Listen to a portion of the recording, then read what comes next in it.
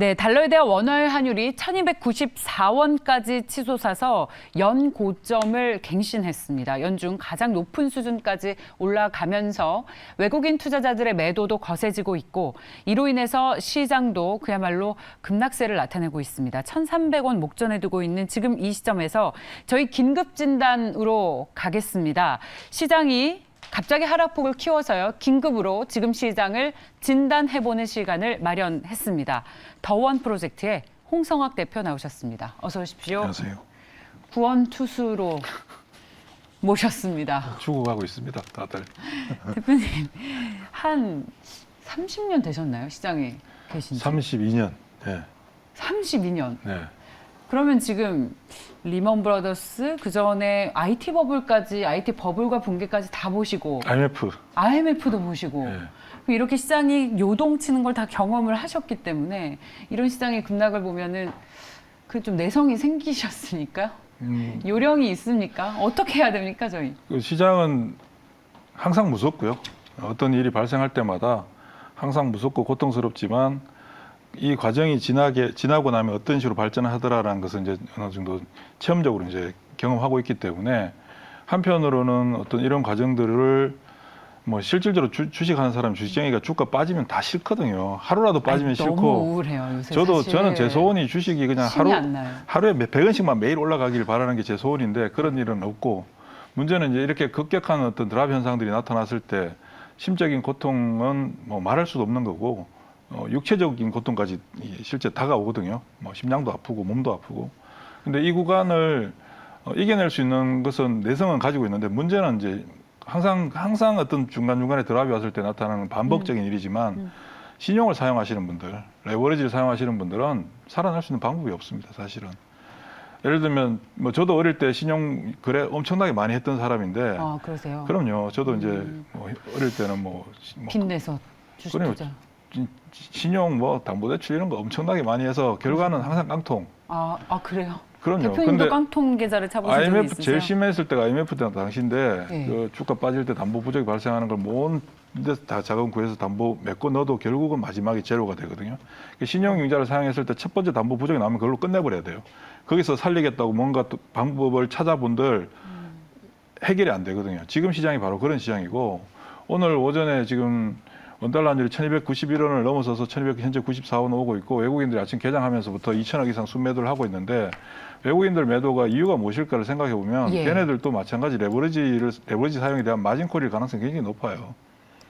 왜냐하면 환율에 민감하게 최근 한 2주 동안 우리 시장이 굉장히 어려웠고 전 세계 금융시장이 다 어려웠는데 특히 지난주 미국 시장도 한 5%씩 빠졌잖아요.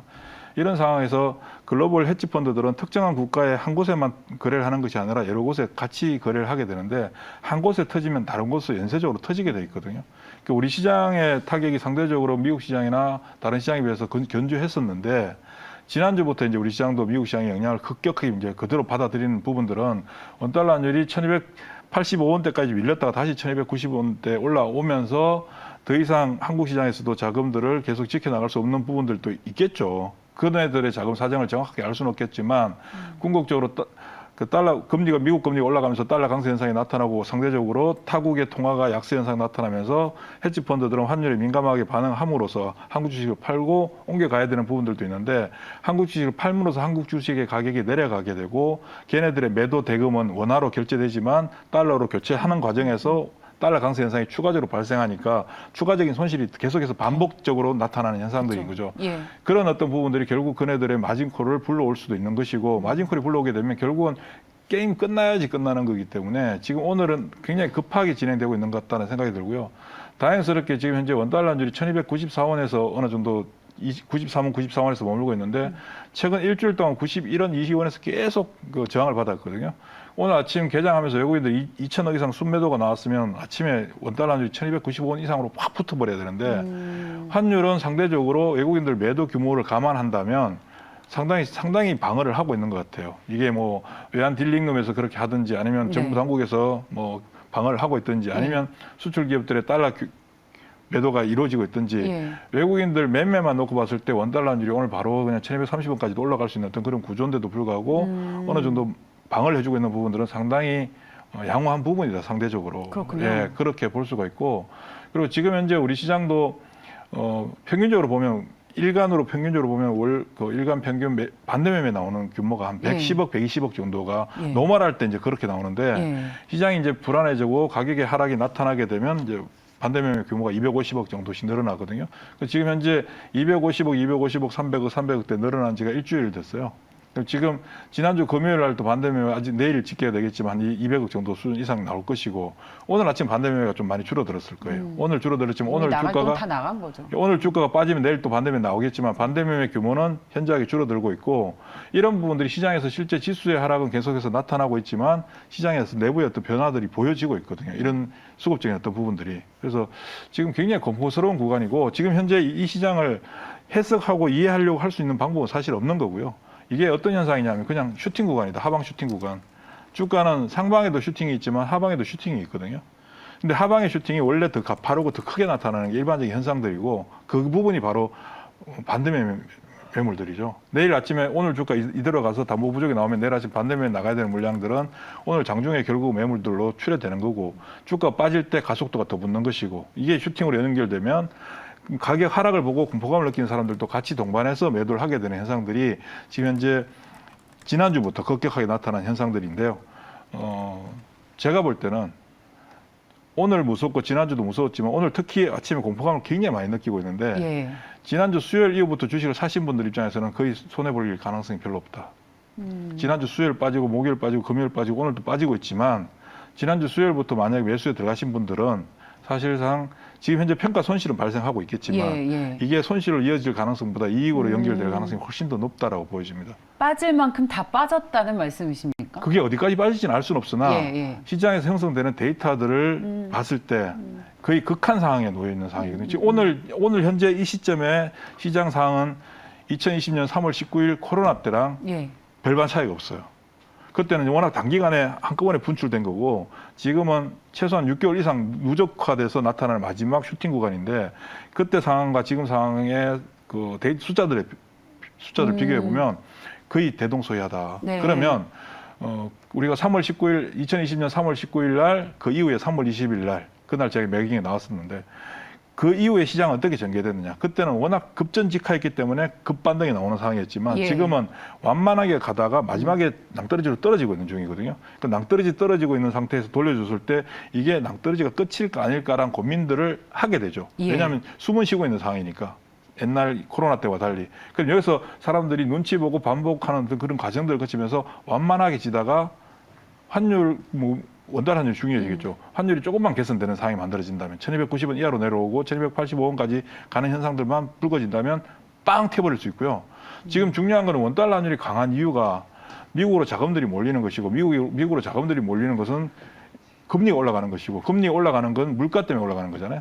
근데 지금 물가에 가장 크게 영향을 주고 있는 가장 핵심적인 게 뭐냐면 유가인데 러시아 전쟁으로 발발해서 유가가 110불대 넘어서서 120불, 130불 잠깐 터치하고 110불대 머무르고 있으면서 다른 주요 원자재들도 다 끌고 갔었죠.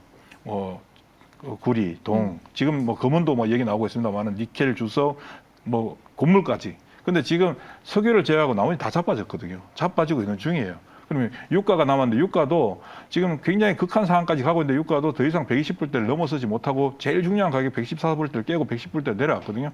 여기서 여차해서 딱 무너지면 유가도 석유 가격이 밀릴 수 있는 부분은 뭐냐면 시장에 있는 사람들이 경기가 둔화되면 석유에 대한 소비도 줄이려고 할 거예요. 그럼 수요가 줄어들면서 현재 공급이 부진한 게 아니라 수요가 강하기 때문에 나타나는 가격 현상이고 거기다가 전쟁으로 해서 일시적으로 공급의 쇼티지 현상을 딱 줬기 때문에 가격이 분출했는데 여기서 전쟁으로 인한 어떤 가격 상승이 나타나려면 유가가 130불, 140불까지 치고 가줘야 되는데 못 가고 있었거든요.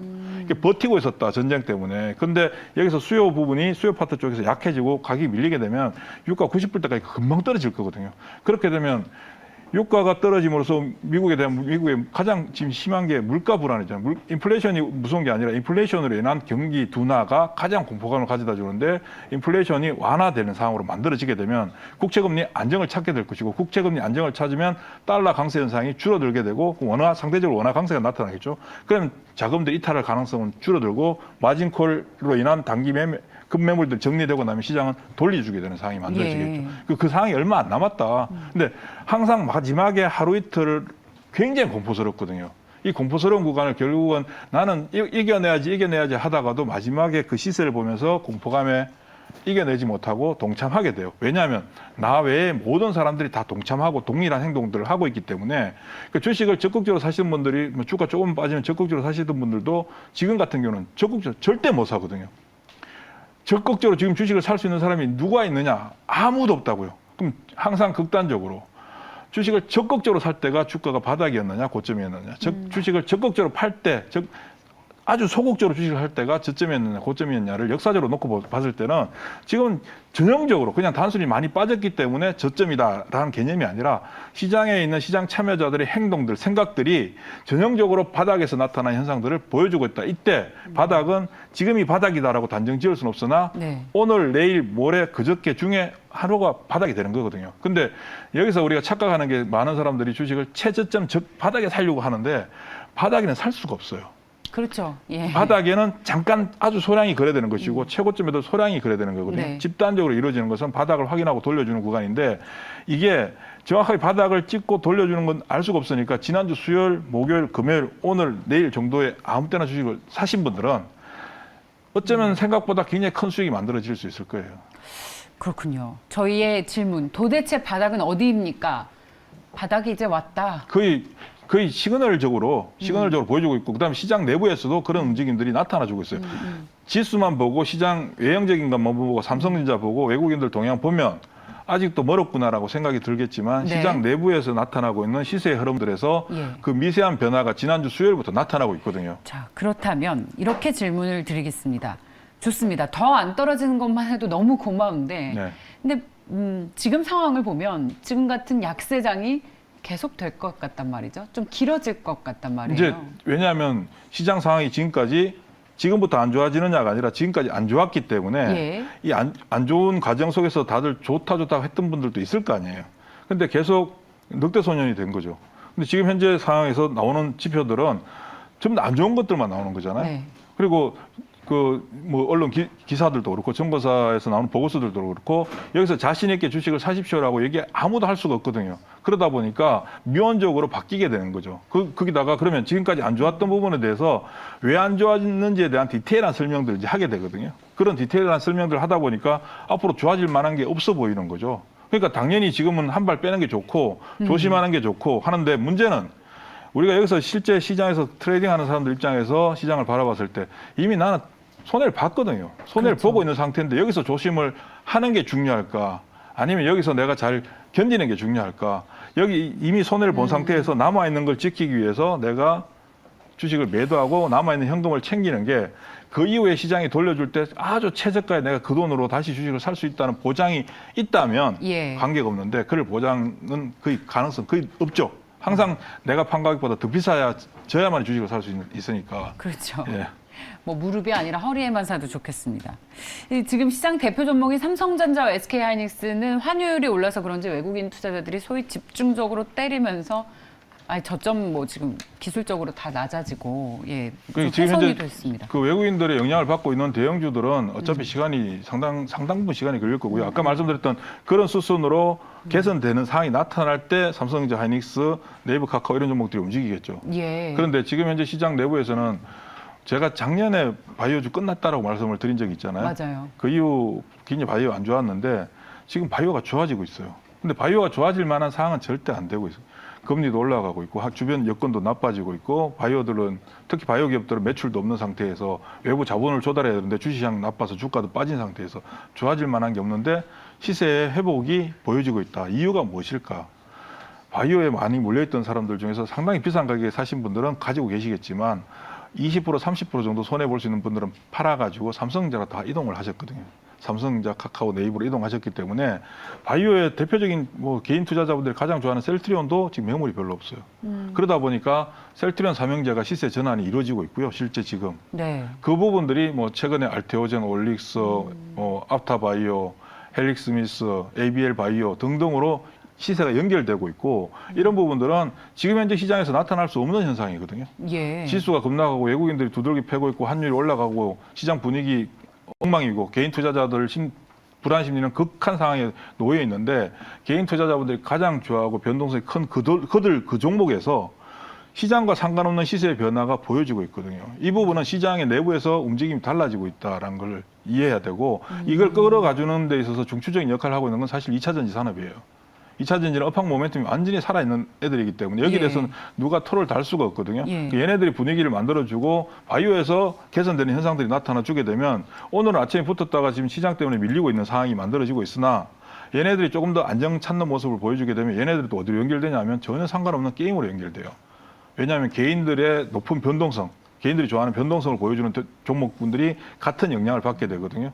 그러면 지금 현재 지수는 외국인들 매도에 의해서 억눌려 있고 환율 뭐 거시적인 어떤 부분들을 감안해서 지수는 움직이지 못한다 하더라도 현재 가격적인 어떤 측면에서 하방 슈팅이 나오는 가운데 선제적으로 돌려주는 종목들의 움직임으로 인해서 시장 내 상승 종목들의 수는 지수는 밀리더라도 시장의 상승 종목들의 수는 조금씩 증가하거든요. 가장 낮았을 때가 지난주 화요일, 수요일은 상승 종목이 거의 없었어요.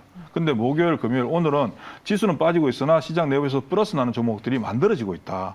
이유가 무엇일까? 왜냐하면 조금이라도 플러스 나면 사람들이 팔려고 하거든요. 챙겨야 된다는 생각을 가지니까 불안한 상황에서. 챙겨야 된다는 생각을 가지고 챙기려고 하는데도 불구하고 주가가 안 빠지고 플러스 난다는 얘기는 챙길 사람이 별로 없다는 얘기예요.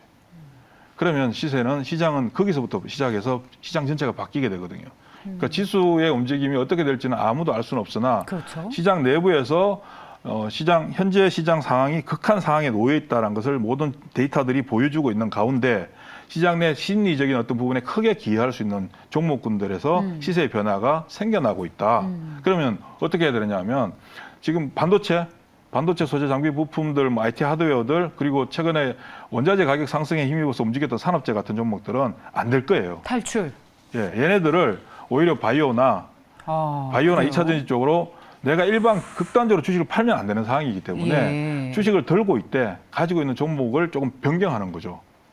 종목 교체 필요. 그렇죠. 그리고 지금 현재 어디로 가야 되냐면 바이오들 바이오인데 바이오는 리스크가 굉장히 크니까 한 그렇죠. 종목으로 사면 안 되고요. 예. 쭉 다 사야 되는데 다 살 수는 없고 그중에 괜찮은 것들이 보이는 예. 게 셀트리온 삼형제 괜찮고요. 그렇습니까? 삼성 바이오로직스 괜찮고요. ABL 바이오, 앞타 바이오, 바이오. 안트로젠, 알테오젠, 올릭스 뭐 이런 애들이 다 괜찮아요. 그럼 이런 애들만 하더라도 한 10개 이상 되잖아요. 이런 쪽으로 조금씩 분산해서 같이 들어가지고 2차 전지도 마찬가지. 소재의 대장이라고 할 수 있는 특히 양극재 삼형제, LNF, 에코프로비엠, 코스모신소재. 코스모신소재 최근에 움직여주고 있잖아요. 가격적인 어떤 측면에서 LNF와 에코프로비엠보다 덜 올랐다는 관점에서 움직이고 있고 네. 그리고 장비에서는 PNT하고 신흥 SEC, 하나기술 뭐 이런 애들이 돌려주고 있어요. 예. 그럼 이런 애들도 같이 나눠가는 거죠. 그러면 종목 수가 내가 뭐 다른 어떤 특정한 종목에 많이 물려있다 하더라도 이렇게 종목들을 좀 다양하게 구성해놓고 예. 이 중에 얘네들이 무조건 올라간다고 볼 수는 없는 거죠. 예. 여기서 이제 좀 더 압축해 나가는 과정들을 거치게 되면 그러다가 시장이 딱 돌렸을 때 나는 시장보다 월등히 앞서 나가 있는 상황이 만들어진다. 그렇군요. 예. 자, 고양이님께서 바이오 정리하고 삼전간 분들 최악이시겠다. 뭐 이런 얘기도 해주시고 우리나라 전쟁하냐 시장만 보면 네. 뭐 그런 의견들 주시고 계십니다. 자, 저희 대표님의 의견대로라면 이제 바닥이 나왔지만 언제 확 돌릴지는 알 수 없다. 일단 반도체는 탈출해라. 그러니까 그쪽은 아직까지 힘이 많이 부족한 상태예요. 예. 그리고 제약바이오와 2차 전지 그리고 게임주까지. 그죠. 바이오가 움직여서 바이오가 돌려주고 시장 분위기만 살아나면 그다음 반응하는 게 게임, 미디어, 인터넷 서비스로 이렇게 연결될 거예요. 좋습니다. 예. 코로나 때 들어오셨던 분들은 그때 상승 다 반납하고 새로 시작하는 그런 리셋의 느낌이실 텐데 네. 새로 시작하면 되죠. 그럼요. 같이 새로 시작합시다. 대표님도 그렇게 해서 지금의 자산가가 되셨으니까 저희도 그 길을 따라가겠습니다.